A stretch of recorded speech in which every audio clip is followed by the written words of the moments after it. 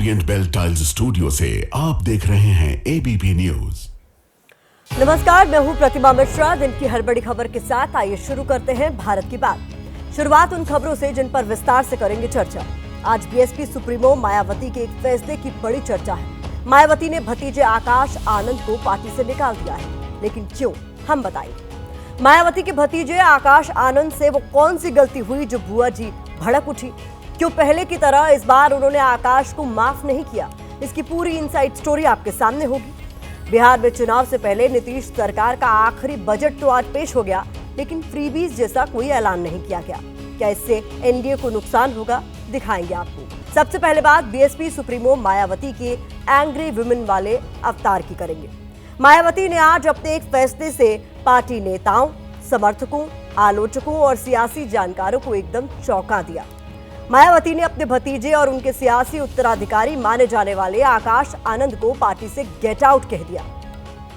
बीते कुछ वक्त से मायावती और उनकी पार्टी बीएसपी अक्सर कम ही सुर्खियों में आते हैं। यहां तक कि चुनाव के समय में भी मायावती पहले जितनी एक्टिव नहीं दिखती। जानकार ऐसा मानते हैं, लेकिन अब अचानक वो एक्टिव हुई है और पार्टी को लेकर कई कड़े कदम उठाए हैं। बीते 24 घंटे में मायावती ने 2 बड़े नेताओं को पार्टी से बाहर का रास्ता दिखाया।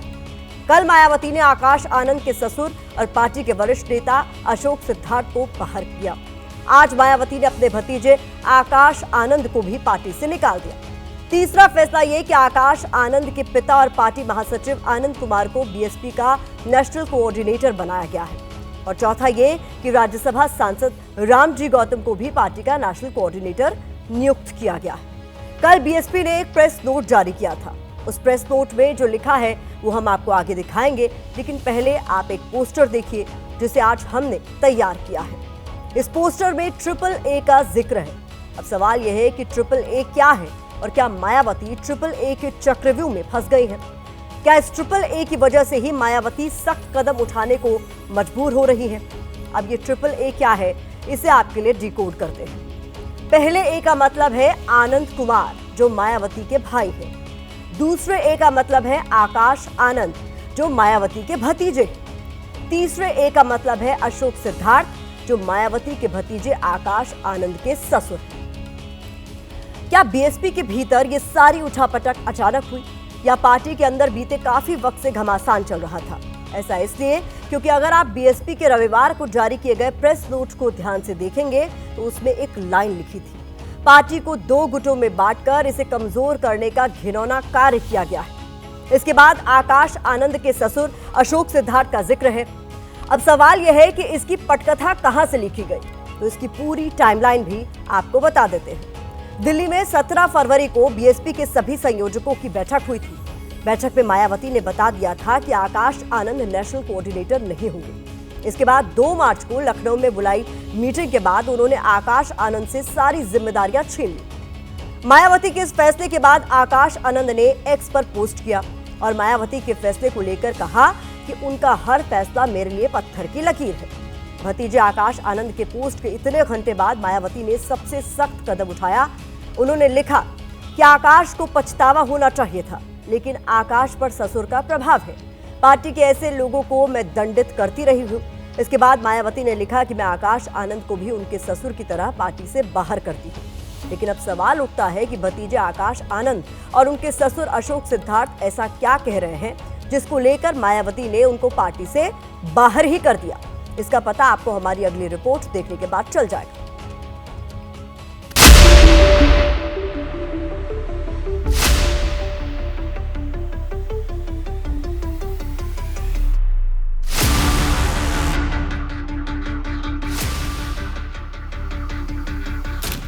तारीख 2 मार्च 2025।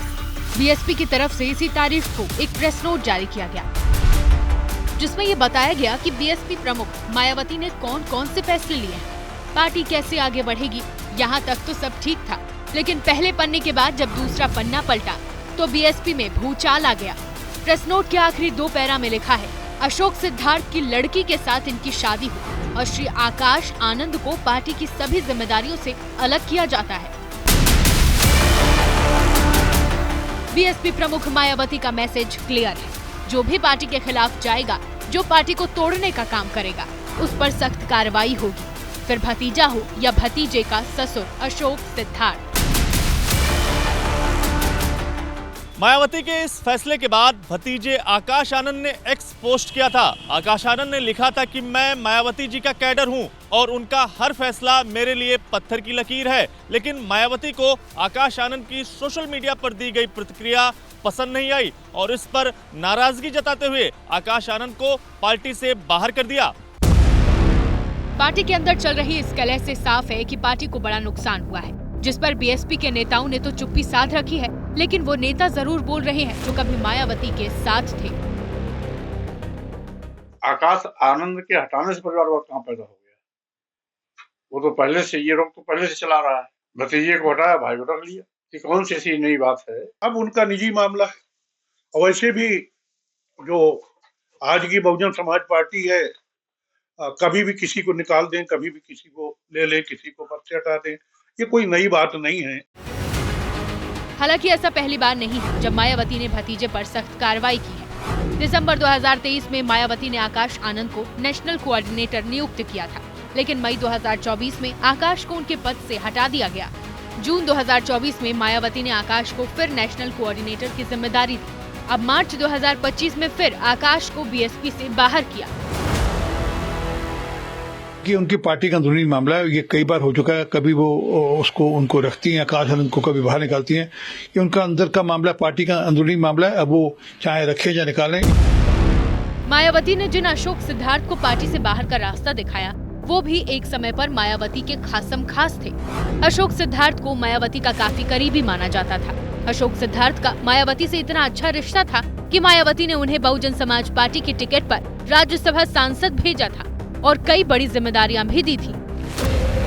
लेकिन अब मायावती ने उन्हीं अशोक सिद्धार्थ पर पार्टी को तोड़ने का आरोप लगाया है। इससे एक बात तो साफ है कि पार्टी के अंदर घर की लड़ाई चल रही है, जिसका नुकसान सिर्फ और सिर्फ बीएसपी को हो रहा है। वैसे अभी तक भतीजे आकाश आनंद की गलतियों पर मायावती इतनी सख्त कभी नहीं दिखी थी। पहले गलतियां करने पर मायावती ने उन्हें 2 बार पार्टी की जिम्मेदारियों से मुक्त तो किया था, लेकिन ऐसा पहली बार है जब उन्हें पार्टी से ही बाहर का रास्ता दिखा दिया गया। हालांकि पार्टी में आकाश आनंद को फर्श से अर्श तक भी मायावती ने ही पहुंचाया था।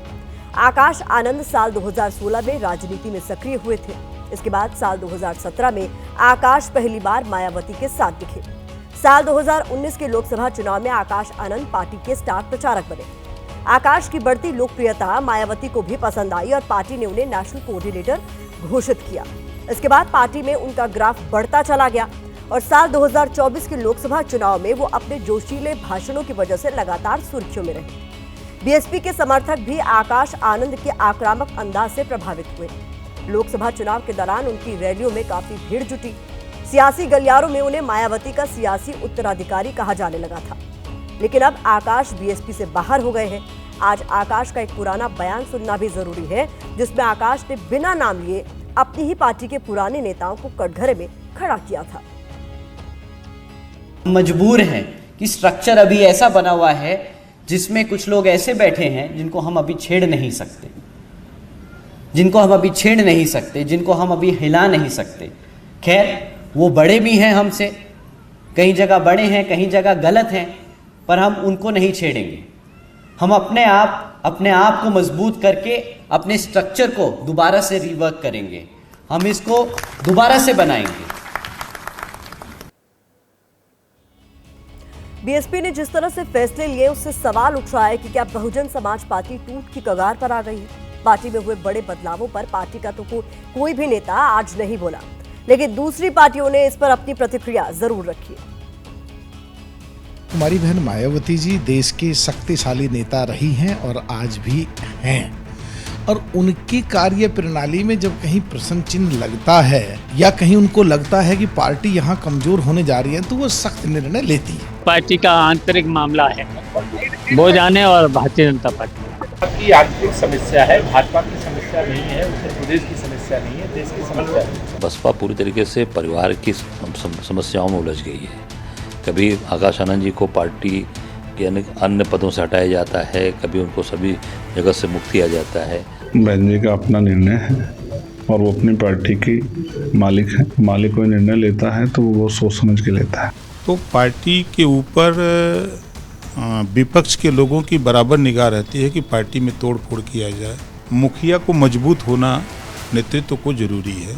पार्टी के काडर में और बहुजन समाज के मिशन में बहुत बड़ी घोर निराशा है, हताशा है।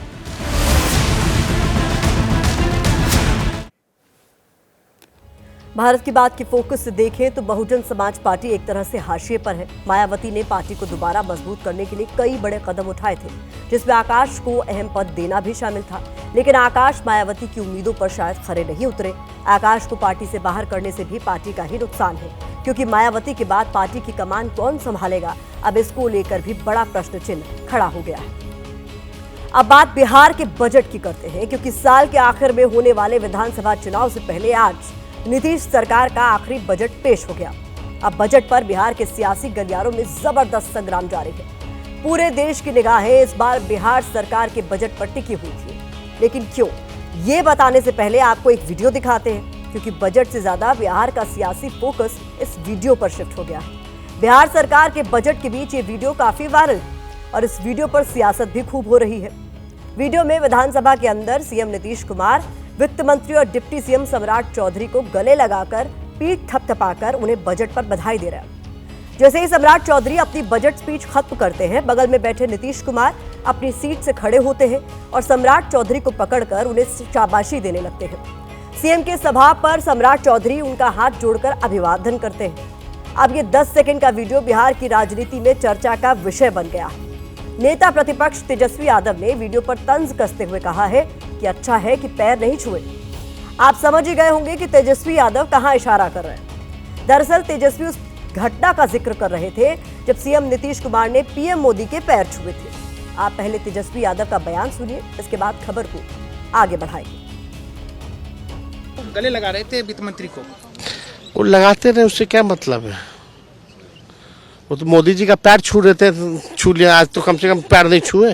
वो तो मोदी जी का पैर छू रहे थे, छू लिया, आज तो कम से कम पैर नहीं छुए।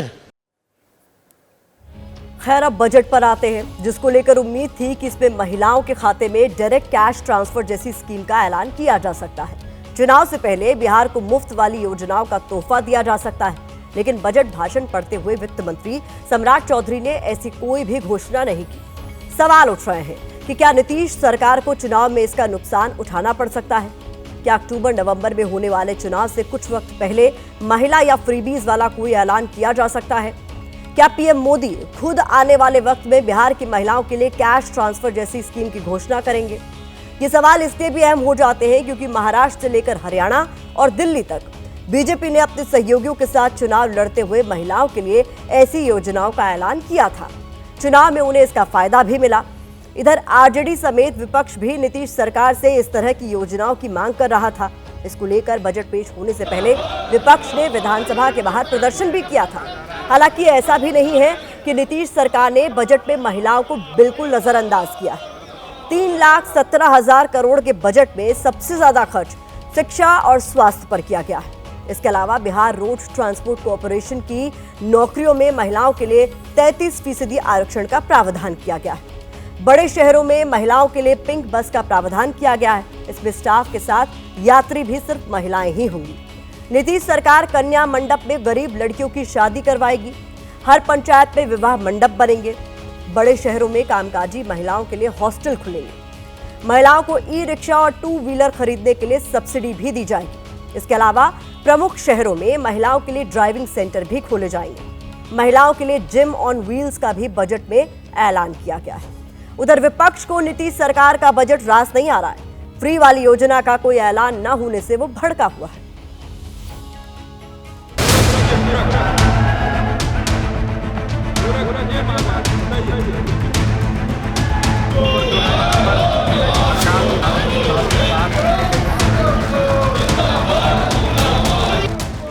बजट पेश होने से पहले ही विपक्ष नीतीश सरकार से मुफ्त योजनाओं की घोषणा वाली मांग कर रहा था। आरजेडी के विधायक विधानसभा के बाहर इसको लेकर प्रदर्शन कर रहे थे। गरीब महिलाओं को हर महीने 2500 रुपए के साथ 200 यूनिट तक फ्री बिजली मुहैया कराने की मांग की जा रही थी।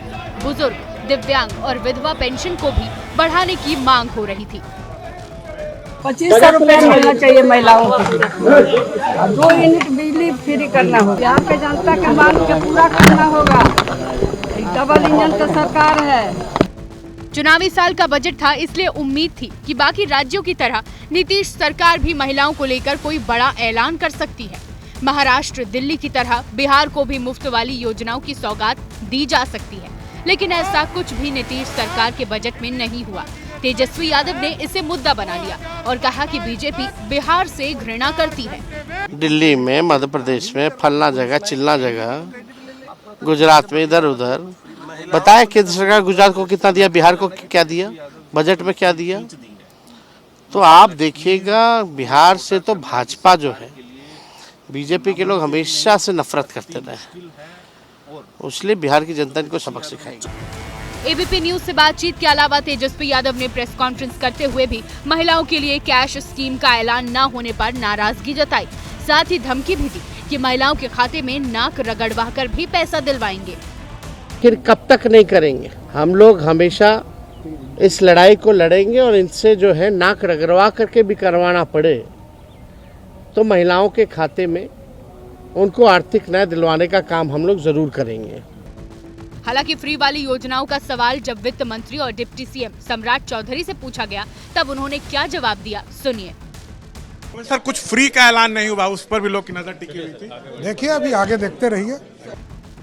सम्राट चौधरी के बयान में भविष्य के संकेत छिपे हैं। उन्होंने कहा कि आगे देखते रहिए क्या होता है।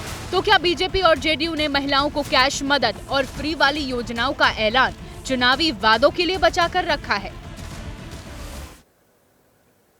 अब एनडीए भले ही चुनाव के नजदीक मुफ्त वाली योजनाओं का ऐलान करे, लेकिन मौजूदा वक्त में सवाल यही है कि क्या नीतीश सरकार को फ्रीबीज वाला ऐलान न करने का सियासी नुकसान उठाना पड़ सकता है। खास तौर पर महिलाओं के संदर्भ में इसको देखना जरूरी है, क्योंकि बिहार में महिलाओं की पहचान नीतीश की साइलेंट फोर्स के तौर पर की जाती है।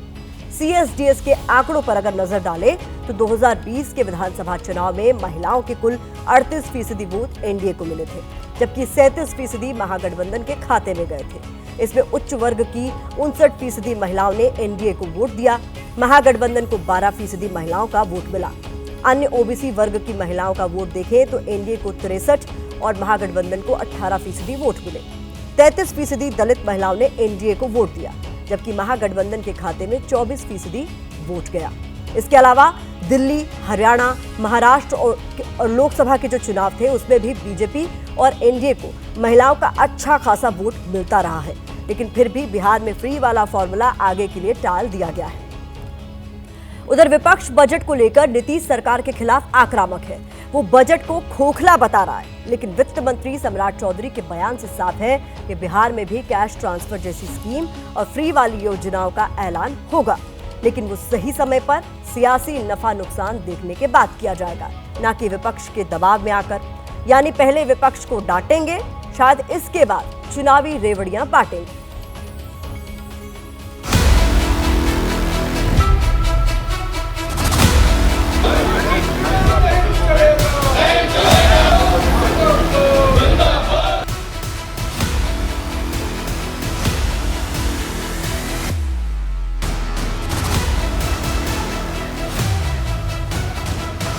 केंद्र और राज्य की डबल इंजन की सरकार के समुचित सहयोग से बिहार समग्र विकास और तेज गति से आगे बढ़ेगा। इस तरीके से फ्लॉप बजट है, बिहार के हित में नहीं है। गरीबी कैसे कम करेंगे बिहार में, इसकी कोई चर्चा नहीं। लालू जी ने और राबड़ी जी ने बिहार को खटारा बना दिया था, उसको बिहार के मुख्यमंत्री नीतीश कुमार जी ने समृद्ध बिहार बनाया। नीतीश कुमार जी का ये अंतिम बजट है। चल चलंती के बेरा में आज तक तो कुछ किए नहीं, अब उनका अंतिम घड़ी है। सरकार प्रतिबद्ध है, राज्य के हित में सभी काम हम लोग करें। आपके पास कोई विजन नहीं है, भाजपा के पास कोई नजरिया नहीं है, कम से कम तेजस्वी यादव के विजन को कॉपी पेस्ट कीजिए। यह बजट 13 करोड़ जनता के हित को ध्यान में रखकर उनके कल्याण के लिए बनाया गया है।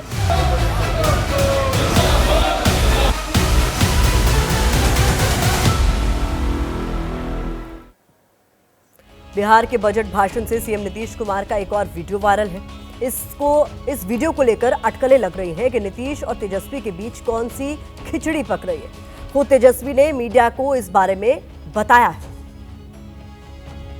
इशारों में बातचीत हुई है। तो हर किसी को इशारा करते रहते हैं, हमको इशारा कर रहे थे, काय मुंह चबा रहे हो।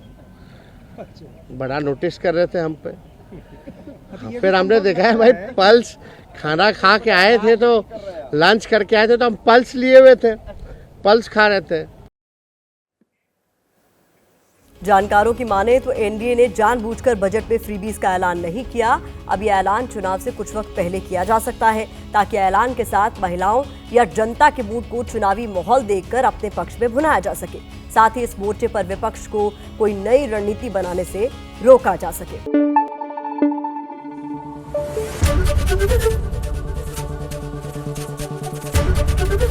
एबीपी न्यूज आपको रखे आगे।